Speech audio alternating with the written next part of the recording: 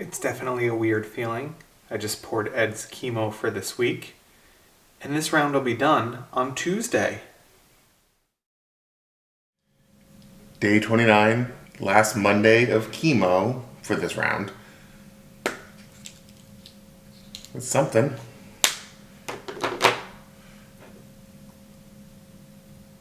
Day 30 of radiation, last day of chemo for this round.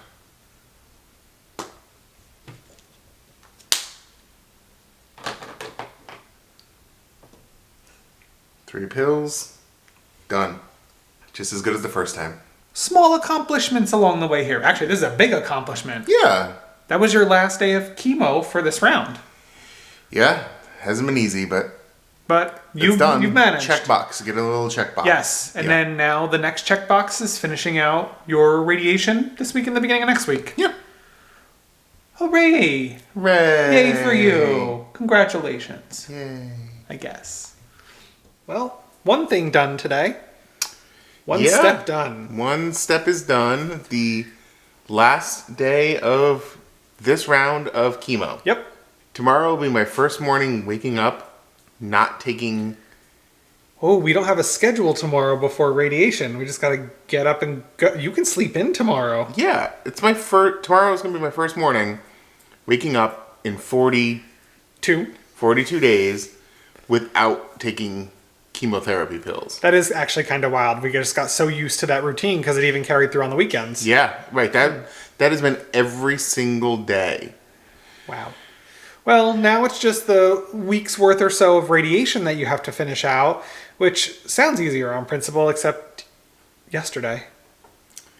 Oh, yeah. The machine was broken at the radiation center, and so I got that lovely face mask, and I got locked on, and then I sat there for a few minutes, and they came back out and said, okay, I'll be like 4 more minutes, we just have to reboot the computer.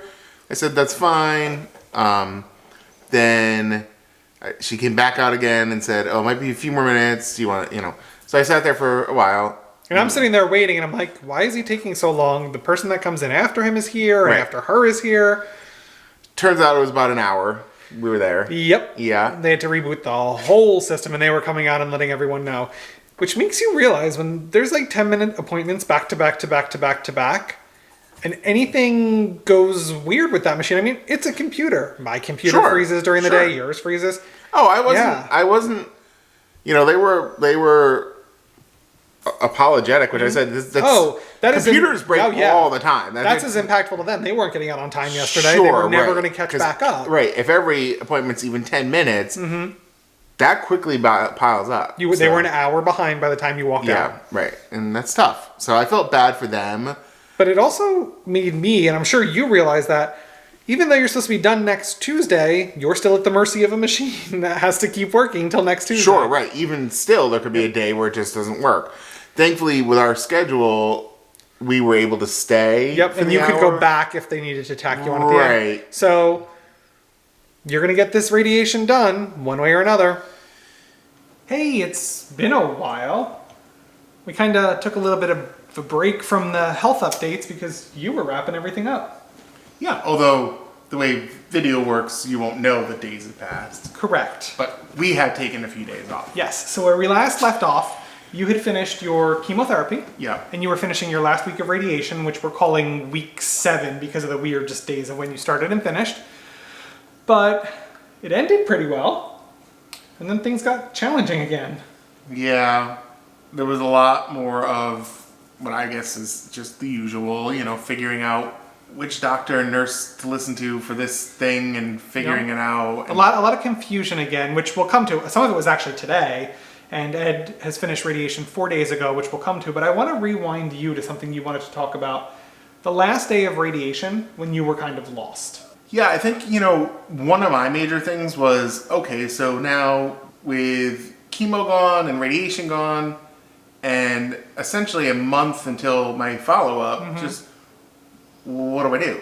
You almost didn't have an identity. Yeah, it sounds really strange to people, but I found it really scary to not be in treatment and just hope. And you don't find out anything even if there was anything to find out at that 1 month follow-up, or it'll be a few months from your surgery and stuff, but 1 month when you finish radiation. What are we waiting to find out? Like, what do we see? What do you know? What don't you know? And you're just waiting. Did it work? How do you know? Will we know? So it's just a lot of that wondering, and people talk about on the forums that I've been reading, the forums that you've been reading, that we've been using as support and resource, scanxiety, which is basically from one MRI to the next MRI, you just have anxiety. Let's hope it shows nothing. Which that is a continued status. It will always be in some sort of scanxiety, as you said. Because even if you're going, some people go to the point that they're going every 3 months, 6 months, and then eventually every year. But even still, every time you hope there's nothing on the MRI, and we don't even know what to expect an outcome to be on, next month when we go. What are we going to talk about? What might they see? What don't they want to see? We don't even really know. And it didn't plague me that day because, as I said to Ed, I wasn't going back there to the machine every day. I wasn't going in to see the doctors, talking to the techs. I sat in the waiting room. To me, nothing really changed other than I don't have to go to the waiting room. And I think it was really hard for us, as we're both worried about the next step, but you were really upset with me that I wasn't feeling like something had come to a close. Because for me, I didn't go through the same experience every day as you at radiation. Yeah, and not that it, again, we've said it a million times, not that it was necessarily a terrible thing going through radiation. At moments, the response so bad. But it was just that segment is done. I got upset. I'm not in radiation or chemo. I don't have that. I don't have that as my constant for every day. What do I do? It's like someone losing a job, I guess, or just suddenly, or changing jobs and saying, oh. You came out of your last day of radiation, and they have a little bit of a ceremony that we toned down for you because, as we said, this is only one step of the way. Some people finish radiation and that's it. So you didn't do the big celebration they do there. But my next question to Ed after finishing that for the day is, where do you want to go for lunch? And you're like, that's all you have to say? It doesn't bother you? It doesn't get you emotional? And I'm like, no, this was just part of my day. I didn't do the same things when we were at the radiation center that you did. Yeah. And that was rough for both of us, finishing that in a different way. Yeah. I don't know what to be upset about, just that it was changing and I was scared and, It was real anxiety. It was actually anxiety. It was just real. Yeah. The step is done and you don't know in that moment, was it all worth it? Yeah. 9 weeks is a long time when you're going daily and blood work once a week. Once a week, yeah. Yeah, and it's just all the stuff suddenly stopped. Yeah, that's another good point is the blood work. Were we just supposed to end it? One nurse. So just to give you guys an idea is you're managing neuro-oncologist. Is it at a hospital down in Tampa? You were doing radiation closer to home here, closer to Orlando, and they were doing a favor. The nurses at the radiation center were doing the blood draw and sending it out, getting the results back and sending it down. So nobody was exactly managing whether or not the blood work was happening. They were sending it, we were sending it. So when it came time for the end of radiation, the nurse at the radiation center said, what are we doing about blood work? I have an open order through the end of the year for you. So I called Moffitt, we weren't quite done yet. And they said, oh, you might get tested weekly, you might get tested bi-weekly. We just need to keep tabs on it, throughout your chemo treatment, because that might continue for the next 6 to 12 months. We'll wait and see on that. Okay, good to know. I told the nurse at the radiation center that. I sent the last blood work, which would have been a week after you stopped chemo, one of your last days of radiation. And I said, chemo ended this day, radiation ended this day, here's all the blood work. Is there anything we need to do between now and the December appointment? And the nurse responds back through the portal, nope, feel good and see you then. Wait, so no blood work? And it's do you follow up and say... Which is most frustrating because we probably said it, how many weeks have we been doing these updates? It changed a million times.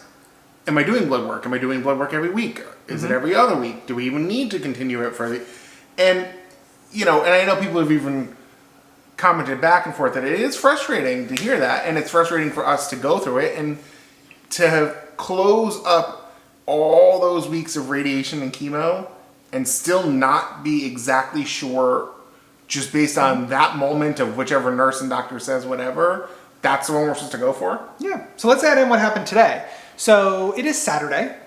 Ed finished his radiation on Wednesday. The radiation oncologist basically said you were on a dose of steroids. It was a lower dose. So he said, oh, you can just take your last dose Wednesday and be, fine to just ride it out. And Ed and I both said, he had a problem tapering after surgery. They had to taper you, was it twice or 3 times? Once off of the Decadron. Then they had to bring in a methylpred dose pack to get you to come down a little bit softer. Which are Did we both- do 2? Both steroids. They're both steroids. So he did the original taper off of the med, then brought in a secondary med to taper him slower. So we know you need a slow taper. Yeah. And the doctor said, no, this is a low dose. Okay, great. Well, yesterday, which was Friday, you were starting to feel little symptoms of like swelling and the steroids leaving you. Yeah. And I called the doctor's office long before they closed. Their phones weren't on. They have no both offices. Both of their locations. They don't have a phone number for an on-call physician. They have an answering machine to leave a message for when they're back during normal business hours. It was normal business hours. We never heard back. I tried a couple of times. So this morning, you really weren't feeling well. And the only resource again that I had was to call Moffitt, who has not been managing this Decadron, who has not been managing your radiation, who has not been seeing you since basically you were discharged into radiation and chemo. So they don't know your history. And even they were like, well, if you're having symptoms, you should go to the ER. And it's, well, we were asking, can we bring him back on the steroid and do a slower taper? We knew enough to ask the radiation oncologist for you to have a slow taper. And he was like, no, you'll be fine. And for some reason, we were like, okay. That was not okay. You needed a slower taper. We spoke to the pharmacist who guided us how to bring you back up and taper you off of this. We're just doing our due diligence to make sure that we're prepared for things like this, where I'm disoriented from the pain, slight pain, but enough that maybe you said to, we've advocated for ourselves to make sure that... And I even tried to get a hold of someone prior to a weekend. Yeah, right. I don't know why a doctor wouldn't want to do a slower taper. And the surgeon was the same way. Some doctors do, some doctors don't, and I don't understand what the harm is if you're just going to end up back on it anyway. And when you check out the forums, everyone talks about how it doesn't matter what dose they were on, high or low. When they've been on it for maintenance for a while, their body becomes accustomed to it, and you need to slowly taper. I think a doctor forgets, and I don't want to speculate, but this medication, you can take 25 milligrams of it. You can take 4 milligrams of it. You can take 2. So 2 in comparison to 20 sounds like, oh, it should be easy to hop off the 2 and you taper the 20.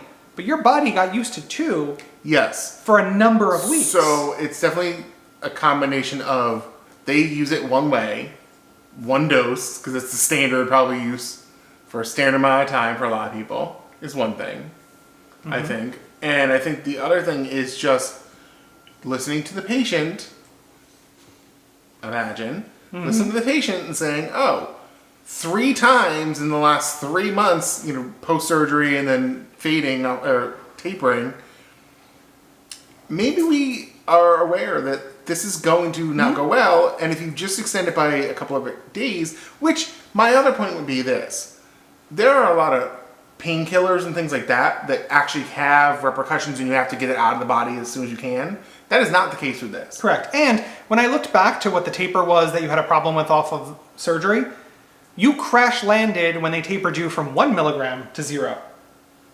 But we were just going to do 2 to 0. Because it may be well tolerated by other people. But you already have a history and you know that. Right. And this is not, just for reference for everyone, the reason this was so frustrating to us is we encountered these issues as caregivers. We learned about our patients, which was my mother in the case that you and I were discussing today. Yeah. You learn, you know what to tell the doctor, yet they still want to disregard you because you're not the norm. Well, guess what? Sometimes you have to be not the norm and you have to advocate for yourself. So other than that, I think we've got you on a nice taper now. We're heading into the holiday week. You, regardless of what's doing with the meds right now, you have finished chemo and you have finished radiation. Yeah, it can be scary to now know we gave it a go. We went to the radiation, we went to the chemo, and now you wait. The anxiety is not going to stop, I don't think. It's a tough one. It's a real reminder. I mean, we do have my That's Ed. It's creepy. It's really scary. So one anxiety you don't have, and you got over it relatively quickly too, is This is what they use to strap you down to the table. Basically, to keep Ed from moving, he would lay down, this would get locked into the table. And you saw the video a few weeks ago where we showed the machine for a little while, but this is now a souvenir for you, and you hope it did you justice. I don't know if I can... You try to put it on? Sure. Believe me, I've worn this before. And then that's it. So great. That is actually really creepy. It's actually, believe it or not, this is super weird, but a few days later, now that we're sitting here filming it, I feel upset. And I feel upset because I just know how significant this is of a process for us. Mm-hmm. And I think of the countless people who, for maybe that was not an option. Yes. And, you know, or even my...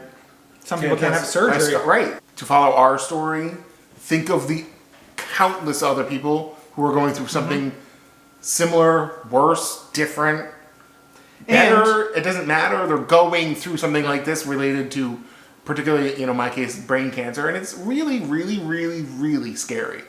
And the other thing that I never imagined, and I realize now, and everyone going through cancer or a health condition, when someone says to you, or to your spouse, or to your caregiver, or your children, how are things going? And you say, oh, they're going, you know, as good as we can and doing well. And everyone's like, oh, that's great. And you move on. That's great. Because it is a good day. A good day of cancer treatment and fighting cancer. Mm-hmm. And people at your job, or your spouse's job, will forget that. And when you say good, they will move on like nothing's going on. Your friends, your family, even with the best intentions, when they hear that things are going good, that's great. But you're still dealing with things are going good in your cancer journey. And you're seeing... in your family's cancer journey. This is something that really people are going through all the time. Mm-hmm. All the time.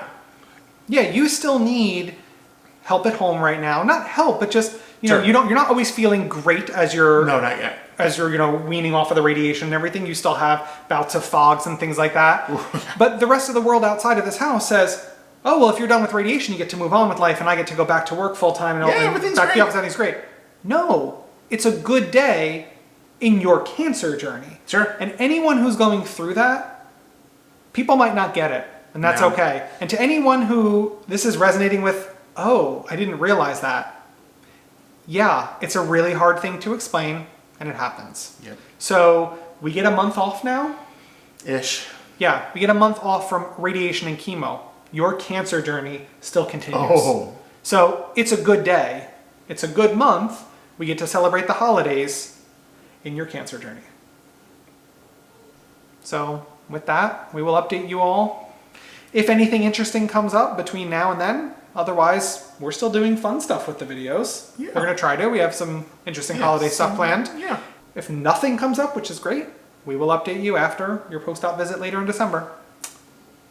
Yeah, we will definitely see you then, if not before. So another identity you lose? Health update videos. I could do without those. But it's a good deed.